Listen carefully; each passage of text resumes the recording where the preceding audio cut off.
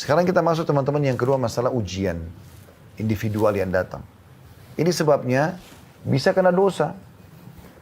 Kata Nabi SAW dalam hadis yang diriwayatkan Imam Ahmad, terdapat dosa-dosa yang tidak dapat dibersihkan dengan istighfar. Dan Allah SWT akan mencoba hamba tersebut dengan penyakit untuk membersihkan dosa-dosanya. Karena dosa-dosa yang dilakukan banyak, maka Allah uji dia. Ya.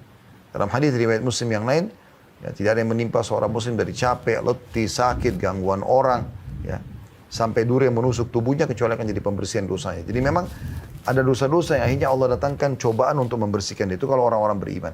Kalau orang-orang fasik, ya, Allah jadikan sebagai peringatan kepada mereka. Kalau Anda sudah beriman, Anda sudah coba beramal soleh, Anda tetap sakit, Anda tetap ada gangguan orang, itu untuk menambah derajat Anda di surga. Makanya pernah terjadi setelah Abu Bakar dan Umar radhiyallahu anhum meninggal, mulai datang kelompok-kelompok ya Syiah yang dibentuk oleh Abdullah bin Saba, seorang Yahudi yang pura-pura masuk Islam. Dan Allah al-Musta'an sampai sekarang tersebar kemana-mana pemahaman dia. Semoga Allah selamatkan diri kita, keluarga kita, dan negara kita terutama, dan negara-negara muslimin dari pemahaman Syiah ini. Itu bahaya sekali gitu. Pendirinya saja orang Yahudi gitu. Maka pada saat itu mereka mencaci maki Abu Bakar sama Umar. Ditanya kepada Ummul Mukminin Aisyah radhiyallahu anha, "Wahai Ummul Mukminin, bagaimana pendapat Anda dengan orang yang mencela Abu Bakar sama Umar padahal mereka sudah lewat, sudah meninggal?" Apa kata Ummul Mukminin Aisyah radhiyallahu anha?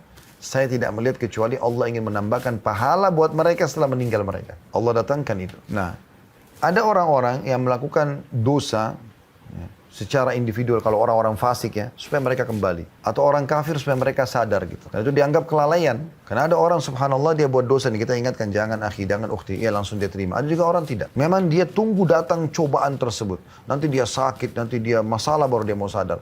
Di Riyadh ada satu anak muda, dia udah 5 tahun ya, di gip kakinya ya, patah dengan tabrakan mobil gitu. Ada seorang syekh, ini ijtihad dari beliau seringkali izin kepada kepala rumah sakit yang ada di Riyadh. Beliau pindah-pindah, masuk ke kamar, nasihatin orang, sampaikan hadis tentang sabar, supaya kembali kepada Allah segala macam. Dia pindah kamar sebelah, walaupun tidak dikenal gitu. Sampai ke kamar anak muda ini. Waktu sampai di kamar anak muda, langsung dia mulai nasihati, dia mengatakan sabarlah wahai anak muda segala macam. Tapi apa yang terjadi teman-teman sekarang? Si anak muda ini tiba-tiba mengatakan, "Wahai syekh, saya malah bersyukur kepada Allah atas ujian yang datang ini." Kata Syekh, kenapa? Dia bilang, karena dulu saya lalai. Saya dulu tidak sholat, lalai udah. Gak kerjakan perintah agama Allah.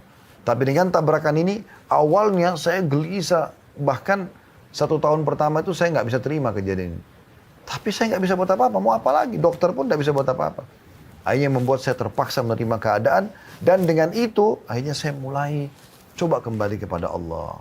Saya sholat. Dan sekarang Anda perlu tahu, setelah 5 tahun saya dirawat di rumah sakit ini, saya sudah hafal 30 juz Al-Quran. Subhanallah, ada orang yang begitu. Cobaan datang, baru bisa membuat mereka sadar. Ada orang yang coba dengan nasihat sudah mau dengar. Mungkin dengan pengajian sekali begini mereka sudah bisa sadar. Ada orang tidak. Nanti datang kejadian besar dalam hidupnya, cerai rumah tangganya, bangkrut usahanya, apalah segala macam, baru kemudian dia mau sadar. Allah menyebutkan dalam surah An-Nahl, surah nomor 16 ayat 107 dan 108, A'udzu billahi minasyaitonir rajim. Dzalika bi annahum mustahabbul hayatad dunya 'alal akhirati wa anna Allah la yahdil qaumal kafirin. Yang menyebabkan datangnya cobaan-cobaan ini kepada orang yang berbuat dosa, orang-orang kafirin, karena mereka mencintai kehidupan dunia ini berlebihan, lebih daripada akhirat. Mereka tidak mau tahu masalah akhir. Dan bahwasanya Allah tidak memberi petunjuk kepada kaum yang kafir. Itu 108, 107, 108-nya adalah ulaika alladziina taba'allahu ala qulubihim wa sam'ihim wa absarihim wa ulaika humul ghafilun. Mereka adalah orang-orang yang hati, pendengaran dan penglihatan mereka telah Allah kunci mati, dan mereka itu adalah orang-orang yang lalai. Itu disebabkan karena masalah itu. Jadi ini kalau orang-orang fasik, beda kalau orang beriman. Kalau orang beriman beda. Orang beriman kalau Anda sudah jaga sholat, Anda sudah jaga pendapatan Anda sudah coba. Tapi masih ada juga cobaan-cobaan datang. Bisa pembersihan dosa masa lalu Anda kalau ada. Atau memang sekarang Allah ingin angkat derajat Anda. Karena dalam hadis riwayat Muslim dikatakan, ya, kita sudah selesaikan tadi orang fasik sama orang kafir supaya peringatan bagi mereka agar mereka kembali ke jalan Allah. Kalau orang ya mukmin, agar mereka lebih dekat lagi dengan Allah SWT. Dan Allah angkat derajat mereka. Karena dengan cobaan datang kita bisa menangis kepada Allah. Kita bisa lebih hati-hati. Orang kalau datang cobaan subhanallah, mungkin pintu-pintu dosa sangat kecil, tertutup sekali. Lagi sakit, lagi ada musibah apa. Dia ajak dosa kita nggak mau. Karena dosa itu umumnya orang lakukan di masa dia lalai gitu ya. Kata Nabi SAW, kalau Allah mencintai seorang hamba, Allah akan uji dia. Maksudnya orang beriman. Ujiannya datang kepada dia untuk membersihkan dosa masa lalu atau memang untuk mengangkat derajat dia. Mungkin ada derajat di surga. Dia nggak bisa dapatkan kecuali 100 tahun sholat malam, 100 tahun puasa, 100 tahun baca Quran. Tapi umur dia cuma 60 tahun. Allah ingin dia sampai ke sana. Bagaimana Allah kasih dia penyakit 10 tahun? Ya, dia harus selalu minum obat dan berobat misalnya. Dalam hadis riwayat Ahmad kata Nabi SAW, bila Allah mencintai seorang hamba, ya, karena imannya, maka Allah akan mengujinya. Karena ujian ini akan memangkas hidup seorang mukmin di atas ketaatan. Maksudnya dari kemaksiatan, dia akan terus di atas ketaatan. Karena kalau ada musibah, kayak orang lumpuh, orang sakit, dia orang beriman, dia akan lebih fokus beribadah, tambah tertutup pintu kemaksiatan. Jadi dia memangkas hidupnya, umurnya, agar selalu ada dalam ketaatan. Jadi tidak ada kemaksiatan lagi. Ada ayat Al-Quran yang perlu kita renungi teman-teman, sekarang kita tadabburi, yaitu surah Al-Ankabut ya. Saya harap teman-teman buka di aplikasi Al-Qurannya ini, surah nomor 29 ayat 1 sampai ayat 7. Jadi ini sekaligus menjawab ayat ini tentunya selain dari bahasan kita. Orang-orang yang berpikir, kenapa orang berbuat dosa masih aja dikasih rezeki sama Allah ya? Allah jelaskan, perhatikan baik-baik. Ayat 1 sampai ayat 7. A'udzubillahi minasyaitonirrajim, surah Al-Ankabut, surah nomor 29. Alif Lam Mim, ahasiban nasu yutraku an yaqulu amanna hum la yuftanun. Alif Lam Mim, huruf-huruf awal potongan dalam Al-Quran yang Allah lebih tahu maknanya atau nama lain surah itu. Apakah manusia mengira bahwasanya mereka akan dibiarkan begitu saja? Makan, minum, tidur. Sementara, dan mereka mengatakan kami beriman, sedang mereka tidak diuji. Jadi bukan berarti orang sudah beriman, sudah lurus, lalu tidak diuji. Tidak, Allah akan uji untuk melihat keimanannya. Sabar gak dia? Karena kan kita sebagaimana nikmat disuruh syukuri supaya bertambah, ya, juga cobaan kita bersabar. Ya, ini harus berimbang. Seperti dua sayap dalam kehidupan yang tidak boleh terpisah satu sama yang lain. Lalu Allah katakan, وَلَقَدْ فَتَنَّا الَّذِينَ مِنْ قَبْلِهِمْ فَلَا يَعْلَمَنَّ اللَّهُ الَّذِينَ صَدَقُوا وَلَا يَعْلَمَنَّ الْكَاذِبِينَ. Dan sungguhnya kami telah menguji orang-orang sebelum mereka. Orang-orang beriman juga diberikan ujian. Nabi SAW diuji, para sahabat diuji gitu kan. Bukan berarti karena mereka punya dosa. Maka sungguhnya Allah akan mengetahui orang-orang yang benar dengan keimanannya. Bisa menerima cobaan tersebut dengan bersabar. Sebagaimana mereka bisa bersyukur kalau ada nikmat. Dan sungguhnya dia mengetahui, Allah mengetahui orang-orang yang dusta. Dari situ Allah bisa tahu orang ini jujur atau dusta dalam keimanannya. Di ayat 4-nya Allah mengatakan am hasibal ladzina ya'maluna sayyiati ay yasbikuna sa'a ma yahkumun. Apakah orang-orang yang mengerjakan dosa itu mengira bahwasanya mereka akan luput dari azab kami? Enggak ada dosa yang tidak dihukum sama Allah SWT. Amat buruk apa yang mereka tetapkan itu. Enggak mungkin. Lalu Ustaz, saya lihat kok ada orang yang berbuat dosa tapi tidak dihukum sama Allah. Belum. Dan Anda tidak tahu apa hukuman yang ada pada diri dia.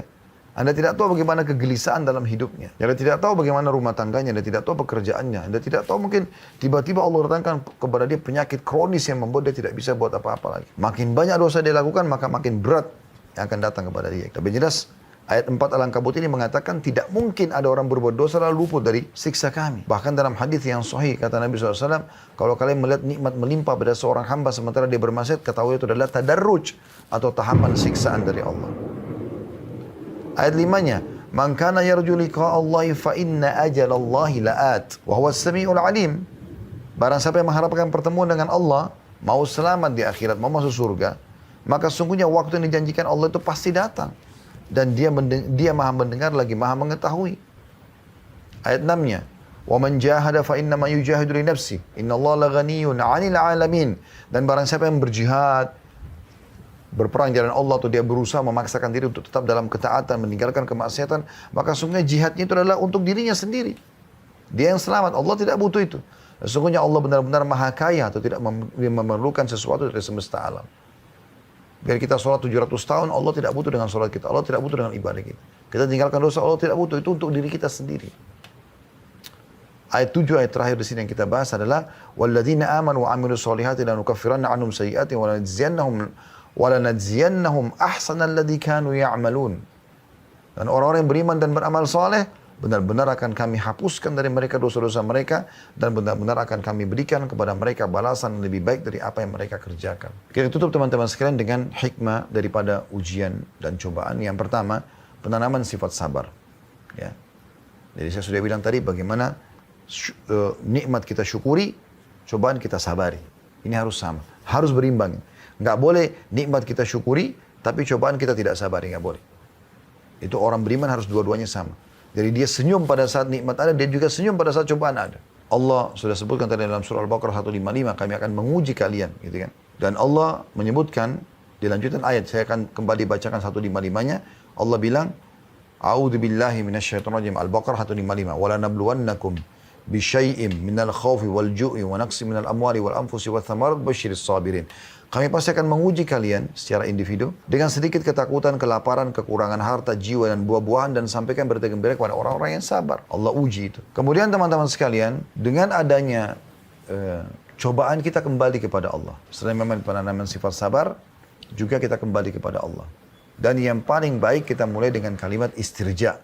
Inna lillahi wa inna ilahi raji'un. Kami milik Allah, kami akan kembali kepada Allah. Perhatikan Allah sebutkan di lanjutan Al-Baqarah tadi 156, 157. Tadi 155 sudah kita baca, Allah akan uji kita dengan segala macam ujian. Lalu Allah mengatakan 156-nya yang dan sampai 155-nya dan sampaikan kabar gembira kepada orang yang sabar di akhir ayat. 156 Allah katakan, alladzina idza asabathum musibatun qalu inna lillahi wa inna ilaihi raji'un. Yaitu orang-orang yang kalau ditimpa musibah mereka mengatakan kami milik Allah, kami akan kembali kepada Allah. Itu yang paling pertama diucapkan, kalimat istirja namanya. Allah katakan dalam 157-nya, ulaika alaihim salawatu min rabbihim wa rahmah wa ulaika humul muhtadun. Mereka lah orang-orang yang mendapatkan keberkahan yang sempurna dan rahmat dari Tuhan mereka, dan mereka itulah orang-orang yang mendapatkan petunjuk. Dalam sebuah hadis yang sahih kata Nabi SAW, tidaklah seorang hamba ditimpa musibah lalu mengucapkan inna lillahi wa inna ilaihi raji'un. Ya Allah kami milik inna lillahi wa inna ilaihi raji'un, kami milik Allah, kami akan kembali kepada Allah. Lalu ditambah lagi doa Allahumma ajurni. Lalu ditambah dengan doa Allahumma ajurni fi musibati wa akhlif li khairan minha. Ya Allah berikanlah aku pahala ya pada cobaan ini ya, musibah ini, dan gantikan aku yang lebih baik darinya. Kata Nabi SAW, maka Allah akan ganti masalahnya menjadi kesenangan. Jadi itu yang kedua. Jadi kita menerima takdir Allah Subhanahu wa taala. Yang ketiga, munculnya sifat solidaritas. Dengan adanya bencana yang terjadi, gempa segala macam, muncullah solidaritas. Jadi yang tidak kena maka membantu saudaranya, kesempatan mendapatkan pahala. Gitu kan? Dan kata Nabi SAW, khairun nas anfa'u bin nas. Sebaik-baik muslim ya, itu adalah yang paling bermanfaat bagi orang lain gitu. Dan kata Nabi SAW, barang siapa tidak peduli dengan perkara muslimin maka bukan dari golongan mereka. Gitu kan? Kemudian selanjutnya, yang keempat adalah iman akan takdiran hari kiamat. Dengan adanya musibah cobaan seperti ini, baik individual ataupun ya sifatnya bencana yang besar, maka ini mengingatkan kita tentang ada takdir, ada yang sesuatu yang Allah tentukan yang tidak bisa dibantah, dan juga ada hari kiamat yang akan kita dibangkitkan nanti. Sebagaimana kita lihat dahsyatnya bencana-bencana ini, juga kita akan bisa lihat bencana yang besar nanti. Bagaimana manusia tidak sadar dengan ini, teman-teman? Sekarang kalau Anda di lokasi Jakarta, saya lihat di sekitar kantor kami, hujan lebat. Dan dari tadi saya mau keluar, subhanallah, guntur yang besar. Tadi sambil saya jadikan bahan muhasabah, teman-teman sekalian. Kalau di wilayah Anda kebetulan yang ikut acara ini tidak hujan, mungkin satu waktu Anda bisa lihat. Atau mungkin Anda pernah lihat bagaimana hujan yang deras, suara guntur, petir. Bagaimana suara guntur yang begitu dahsyat masih belum membuat orang sadar kalau ada sang pencipta Allah yang bisa menghukum dia setiap saat. Dari mana suara ini? Dari mana petir? Dari mana hujan ini turun? Kalau tidak ada yang mengaturnya semua. Ini mengingatkan kita tentang takdir Allah, gitu kan. Dan juga menyadarkan kepada kita tentang adanya hari kiamat, ya. Adanya hari kiamat. Kemudian yang kelima, teman-teman sekalian, cobaan kalau datang secara individu kepada orang beriman, ya. Ini adalah bentuk cinta Allah SWT, karena Nabi SAW mengatakan sesungguhnya bila Allah mencintai seorang hamba, Allah akan mengujinya. Dalam riwayat yang lain, ya, kalau Allah mencintai seorang hamba, Allah akan katakan kepada para malaikat, tuangkan pada dia musibah-musibah tersebut atau cobaan-cobaan tersebut. Karena makin membuat dia tidak cinta dengan dunia, makin fokus kepada ibadah gitu ya. Walaupun orang beriman tentu bisa nikmat, makan, minum segala macam. Tapi kalau datang cobaan, datang pada hidupnya. Kemudian yang keenam, teman-teman sekalian, ya, hikmah yang bisa diambil dari ujian, dari bencana adalah dahsyatnya doa itu sendiri. Di saat itu memang luar biasa orang memohon kepada Allah. Lagi di atas kapal, dihantam oleh ombak dan kapal akan tenggelam. Bagaimana dahsyatnya orang berdoa pada saat itu. Sebab Ikrimah bin Abi Jahal, radhiyallahu anhu, Ikrimah, anaknya Abu Jahal, Fir'aunnya umat ini meninggal dalam keadaan kufur. Tapi anaknya Ikrimah masuk Islam gara-gara apa? Dia mau melarikan diri dari Nabi SAW pada saat pembebasan kota Mekah. Dia pergi ke Jeddah Lalu naik kapal menuju ke Eropa, ke Ethiopia, ke Afrika. Di tengah lautan dengan hikmah Allah dihantam ombak, kapal tersebut akan tenggelam. Banyak orang-orang yang di atas kapal itu semua penyembah-penyembah berhala. Dia kenal bawa berhala mereka. Mereka mohon-mohon, tolong bantu, tolong bantu. Makin keras ombak, makin kuat angin. Terguling mereka dan banyak patung-patung mereka yang mereka pegang itu jatuh pecah. Ikrimah lalu berpikir, mana kekuatan Tuhan-Tuhan yang mereka anggap selama ini. Maka dengan itu akhirnya dengan akal sehatnya, dia akhirnya kembali kepada Allah SWT. Dia berdoa kepada Allah dengan tulus agar Allah selamatkan. Kemudian dia kembali ke Makkah lalu dia beriman kepada Nabi Muhammad SAW. Di saat itu luar biasa doa. Itu hikmah juga, gitu kan? Mungkin kalau anda lagi sakit, anda berdoa kan beda. Dengan kalau anda lagi tidak sakit, anda lagi ada musibah, bangkrut usaha, anda berdoa beda. Doanya di situ tuh luar biasa, lebih khusyuk. Gitu. Cuma memang yang perlu kita ketahui juga teman-teman sekalian, ujian-ujian yang Allah berikan ini pasti penuh dengan kasih sayang Allah. Apalagi kalau anda orang beriman. Bahkan orang kafir pun termasuk bentuk kasih sayang Allah. Karena dengan cobaan tersebut mereka jadi bisa sadar, mereka lebih hati-hati. Apalagi bagi orang beriman gitu. Ya, karena pernah Nabi SAW melihat ada seorang ibu lagi menyusui anaknya. Kemudian kata Nabi SAW, kalau seandainya ya kita bakar api dan kita suruh ibu ini untuk membakar anaknya, apakah dia mau? Kata para sahabat tentu tidak mau ya Rasulullah. Kata Nabi SAW, ketahuilah Allah lebih sayang kepada kalian daripada ibu itu kepada anaknya. Jadi Allah sebenarnya memberikan ujian itu sebenarnya bukan karena benci. Tapi Allah mau hambanya kembali kepadanya. Yang terakhir teman-teman sekalian, mutiara yang bisa kita ambil ya dari tadi yang keenam masalah doa. Yang ketujuh terakhir adalah mentadabburi firman Allah Subhanahu wa taala ya, dalam surah As-Sajdah surah nomor 32 ayat 21 agar ya kita menyadari dan kita kembali kepada Allah. Ya. Saya tidak ingat tadi, mohon maaf kalau memang poin ini sudah masuk. Kalau sudah masuk berarti dari ini masuk ke poin yang sebelumnya, hikmah sebelumnya. Karena ini baru saya tambahkan tadi. Tapi ayat ini sempat ya terlintas di benak tadi sebelum isi materi ini. Anda bisa buka surah Sajdah surah nomor 32 ayat 21. Allah memang menggambarkan kalau semua cobaan-cobaan dan musibah, bencana yang datang ini untuk mengembalikan ke jalan Allah SWT.